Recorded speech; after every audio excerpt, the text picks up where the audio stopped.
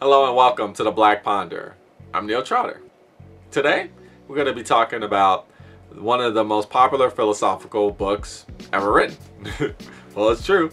It's Thus Spoke Zarathustra by Friedrich Nietzsche. And that's right, I said it. Nietzsche. Nietzsche.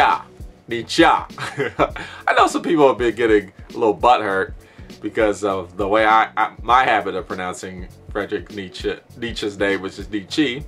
And you know, Nietzsche is indeed an acceptable pronunciation, but I know some people will be getting butthurt about that. So you know what, I decided I'm just gonna pronounce his name Nietzsche because I don't even want that to be a distraction. You know, now don't get me wrong. You know, if you have a problem with the Nietzsche pronunciation, that's fine. You know, you have a right to feel that way. Whatever. You know, I really don't mind that much. Whatever. I'll just say Nietzsche. So we don't even have that as a distraction. Right, because we just want to focus on the ideas. So let's focus on the idea behind Thus Spoke Zarathustra. Now there's a lot of ideas going on in this book, but in my videos I like to focus on the central idea so I can provide an overall picture of the book. So let's do that. So in the book, Nietzsche creates this fictional narrative about this guy named Zarathustra. Right, it's supposed to be a spin on the old standard narrative of a religious prophet, henceforth fancy name Zarathustra, which is the name of some very old Persian prophet or something like that. But he chooses this name because he wants to try and give a spin toward that old religious style of narrative.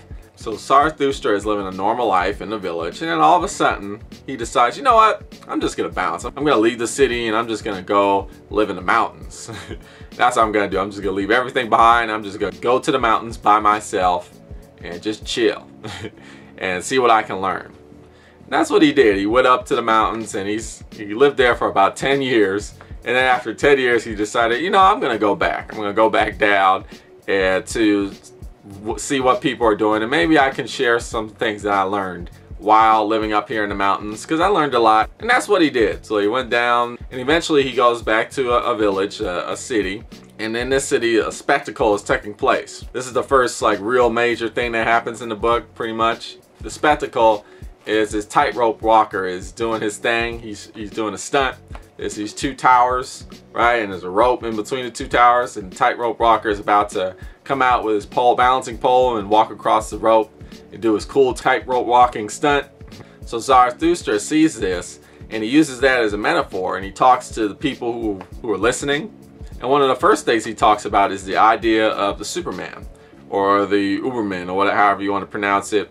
I know people are probably going to get butthurt over which pronunciation is correct, but Penguin Classics Edition uses Superman as a translation for that concept, so that's what I'm going to use. It is easier to say, isn't it? Superman. So listen to this quote. This is what he says to the people right when the tightrope walker is about to do his little stunt. What is the greatest thing you can experience? It is the hour of the great contempt, the hour in which even your happiness grows loathsome to you, and your reason and your virtue also. The hour when you say, what good is my happiness? It is poverty and dirt and a miserable ease. But my happiness should justify existence itself. The hour when you say, what good is my reason? Does it long for knowledge as a lion for its food? It is poverty and dirt and a miserable ease. The hour when you say, what good is my virtue? It has not yet driven me mad. How tired I am of my good and my evil. It is all poverty and dirt and a miserable ease. The hour when you say, what good is my justice? I do not see that I am fire and hot coals, but the just man is fire and hot coals. The hour when you say, what good is my pity? Is not pity the cross upon which he who loves man is nailed? But my pity is no crucifixion. Have you ever spoken thus? Have you ever cried thus? Ah, that I had heard you crying thus. It is not your sin, but your moderation that cries to heaven. Your very meanness in sinning cries to heaven. What is the lightning to lick you with its tongue? Where is the madness with which you should be cleansed? Behold, I teach you the Superman. He is his lightning. He is his madness. So the Superman is a state of being where you disregard all of what society is telling you. Kind of like how Zarathustra said, you know what, I'm out. I'm going to live in a mountain and I'm just going to figure it out on my own. And that's what the Superman is. It's just you're disregarding everything what society tells you, religion, you know, politics, social standards, all that. You're like, you know what, forget all that. I'm not even gonna worry about that. I'm just gonna figure out what's the best thing for me on my own. What is the real meaning of life? I'm just gonna figure that out within. And I'm not gonna let all this outside influence dictate what that means to me. I'm just gonna figure it out on my own. That's what it means to be the Superman. And then he starts using the tightrope walker as a metaphor to what he's talking about. Man is a rope fastened between animal and Superman. A rope over an abyss. A dangerous going across, a dangerous wayfaring. A dangerous looking back, a dangerous shuddering and staying still. What is great in man is that he is a bridge and not a goal. What can be loved in man is that he is going across and a down going. So here's the interesting part. What is man? Man is the rope itself. It's the bridge between the animal and the Superman. So man is the means to get to the Superman from the animal. This is very important to remember. It's not the tightrope walker. That's not what man is. Man is the rope itself. Now the tightrope walker is something else. The tightrope walker represents man's will to get to the Superman. What Nietzsche later coins the will to power. But let's get to that will to power right now. And we're using the same metaphor. Let's check out how this story of the tightrope walker progresses. Just as he had reached the middle of his course, the tightrope walker, he's at the middle of the rope, the little door opened again, and a brightly dressed fellow like a buffoon sprang out and followed the former with rapid steps. So a little buffoon comes out, a little person comes out of the first tower and approaches the tightrope walker while he's on the rope. "Forward, lame foot," cried his fearsome voice. "Forward, sluggard, intruder, pallid face, lest I tickle you with my heels. What are you doing here between towers? You belong in the tower. You should be locked up. You are blocking the way of a better man than you." And with each word he came nearer and nearer to him. But when he was only a single pace behind him, there occurred the dreadful thing that silenced every mouth and fixed every eye. He emitted a cry like a devil and sprang over the man, standing in his path. But the latter, when he saw his rival thus triumph, lost his head in the rope. He threw away his pole and fell faster even than it, like a vortex of legs and arms. The market square and the people were like a sea in a storm. They flew apart in disorder, especially where the body would come crashing down. So the tightrope walker falls down because this buffoon comes out and goes onto the rope and messes with him and it makes him fall down. So what does this represent? It represents how the will to power, which is man's will to go toward the Superman, to come from animal to Superman, that drive, how that drive, the will to power, that's what the will to power is, how that drive can be corrupted or ill-placed. Let's continue with more quotes to illustrate this point. "Yes, something invulnerable, unburiable is within me, something that rends rocks. It is called my will. Silently it steps and unchanging through the years." So Nietzsche, through Zarathustra, is saying that everyone has this will, and this will is deep inside of us, and it drives us. It drives everybody. And the point of this will is to drive us toward the Superman. That's the point. But sometimes it gets corrupted, like how that buffoon messed with that tightrope walker and he fell down. What urges you on and arouses your ardor, you wisest of men? Do you call it will to truth? Will to the conceivability of all being. That is what I call your will. You first want to make all being conceivable, for with a healthy mistrust you doubt whether it is in fact conceivable. But it must bend and accommodate itself to you. Thus will your will have it. It must become smooth and subject to the mind as the mind's mirror and reflection. This is your entire will, you wisest men. It is a will to power. And that is so even when you talk of good and evil and of the assessments of values. So everybody has this will to power within them, this drive toward going to the Superman. But a lot of men express this will incorrectly through the preaching of morals and values. That's what morality is. What's good and what's evil. Ultimately what this is the will to power. It's man's drive to reach a Superman, but it's mistakenly placed. Let's continue. Whatever I create and however much I love it, soon I have to oppose it, and my love, thus will my will have it.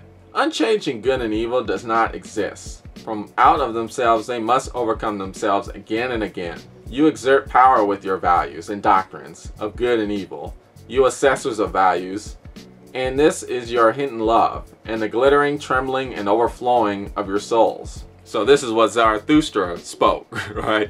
This is what he's speaking. He's saying that there's no such thing as ultimate unchanging good and evil. Ultimately, that doesn't exist. We as men create the concept of good and evil through this drive that we have, this will to power that we have, the drive to oppose what's blocking us from reaching this ultimate state of being, this Superman. Everybody has this drive, but a lot of people don't realize that's what's going on, that we're ultimately trying to reach this state of being, this Superman. So in this confusion, they create these morals, these values like religion, like political ideologies, like civil standards of society. We create all these things so that ultimately we can oppose them, rise above them, so that we can exercise this drive that we have. Let's keep going with this. In another quote, you want to create the world before which you can kneel. This is your ultimate hope and intoxication. The ignorant, to be sure, the people, they are like a river down which a boat swims, and in the boat, solemn and disguised, sit the assessments of value. You put your will and your values upon the river of becoming. What the people believe to be good and evil betrays to me an ancient will to power. It was you, wisest men, who put such passengers in this boat and gave them splendor and proud names, you and your ruling will. So Zarathustra, he's using another metaphor. He's using the river, again, as a drive. Like all people are moving toward the Superman, just like a river moves toward where it's going. But some people have this drive messed up. How Zarathustra expresses this, he says, the ideas of good and evil are like boats, right? Now on top of this river that people tend to maybe try and follow or try and get in. For example, there's a boat, there's like a Christian boat, or there's like a Buddhist boat, or there's like a democratic boat, or like a capitalistic boat, right? Or a boat of communism, right? There's all these boats with all these moral values and ideologies that are on this river, on this will to power, and they're moving along this river too, but they're created by men. They're not actually the will to power itself. They're just an expression of that will, and a wrong expression of that will. Now let's get even deeper into this concept. But wherever I found living creatures, there too I heard the language of obedience. All living creatures are obeying creatures. Who cannot obey himself will be commanded. That is the nature of all living creatures. Where I found a living creature, there I found will to power. And even in the will of the servant, I found the will to be master. The will of the weaker persuades it to serve the stronger.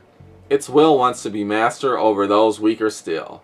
This delight alone it is unwilling to forgo. And as the lesser surrenders to the greater, that it may have delight and power over the least of all, so the greatest too surrenders, and for the sake of power, stakes life. The devotion of the greatest is to encounter risk and danger and to play dice for death. And where sacrifice and service and loving glances are, there too is will to be master. There the weaker steals to be secret paths into the castle and even into the heart of the more powerful, and steals the power. And life itself told me this secret. Behold, it said, I am that which must overcome itself again and again. So again, Zarathustra is talking about this mistaken way that people express their will to power. Like you got people who want to be the masters over other people because they're trying to express their will to reach the Superman, but they don't know how to do it, so that's the way they do it. And they set up these boats, if we want to go back to that example of morality, so that people can jump on into these boats. The people that have created these ideology, these boats, they become the captains of these ships. And then that way they're masters over these people. And then you even have the followers who also are expressing this need to be a master. But by doing this, by hopping on these boats, these ideological boats, they become conquerors of themselves, right? They're conquering themselves, forcing themselves to follow these ideologies, these good and evil moral bases. These are all expressions of the will to power. That's the key to understanding this. Now listen to this quote. It is not the river that is your danger and the end of your good and evil, you wisest men. It is that will itself, the will to power, the unexhausted procreating life will. So he's talking about that river, right? That river is going to continue to head toward that ultimate goal, that Superman. That's the ultimate will to power. You might be able to manufacture these little boats, these little ideologies, but that's nothing compared to the current of the river, right? The true will to power. But a mightier power and a new overcoming grow from out your values. Egg and eggshell break against them.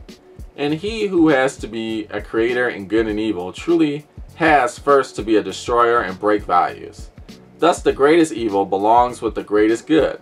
This, however, is the creative good. So Nietzsche definitely uses these metaphors as a great way to illustrate his point, his ideas, what he's trying to convey. Exercising the true will to power is the ability to ignore these boats or jump off these boats, these ideological boats, and to follow that current, that true current that's heading toward Superman. These boats are like that buffoon, right? Same thing. That distracts the will to power, that brings them down. But what Zarathustra is saying, that all of this, even still, this is all the creative good. Because things that need to be created ultimately to be opposed against and to achieve this drive, this will to power toward the Superman. As Zarathustra says in this earlier quote, what can be loved in man is that he is a going across and a going down. So that expression of the will to power is both the heading toward the Superman and the falling down away from the Superman by encountering all of these moral value systems that distract from actually heading toward the Superman. That struggle is a creative good in itself because it is an expression of this will to power. So ultimately, I think the will to power, this drive toward heading toward the Superman away from the animal, is the central idea behind Friedrich Nietzsche's Thus Spoke Zarathustra. Do I agree completely with it? No. But is it a good idea? Yeah, I think it does hold some merit. It certainly does, because there are a lot of people who exist who put down values. They say this is wrong and this is right, and ultimately deep inside they don't really believe that what they're saying is true. They're just saying these things to fulfill some desire of conquest, of forcing their will onto other people. They're trying to fulfill that desire. That's true. That's definitely true. There's a lot of people who are like that, who say this is wrong, this is right, but that's not really the case of what they ultimately believe. They're just trying to be the master and commander, right? And that happens a lot in this world. So you always got to be wary of that. So I think a strong takeaway from this book is you got to be careful when somebody talks about morality, or when they bring up like, oh, this is evil, that's good. You have to really be careful about that and be like, okay, like, where is this coming from? Is this really coming from a place of sincerity or genuineness? Or are you just saying that as a way to express some sort of ill desire for something else? Like, what's going on here? And the way Friedrich Nietzsche questions morality is pretty good. You know, a lot of times we put morality as the most important thing, the thing that we always have to consider. And it is very important to consider the ethical implications of something. But always be skeptical of that. Always come in thinking like, oh, what's going on? You're talking about morality here. What do you think is good? What do you think is evil? Why do you think that is the case? Really consider the reasons behind such things. And in that way, we can start to understand the true intentions of something, the true meaning of something. I mean, this honestly is not a bad place to start if you're trying to get into Friedrich Nietzsche. I mean, this book is pretty much an overview of his whole philosophical ideology. This is not a bad place to start. So I encourage you to check it out. Friedrich Nietzsche's Thus Spoke Zarathustra. Well, this is the Black Ponderer. Thank you for watching. Tune in next time for more philosophical thought.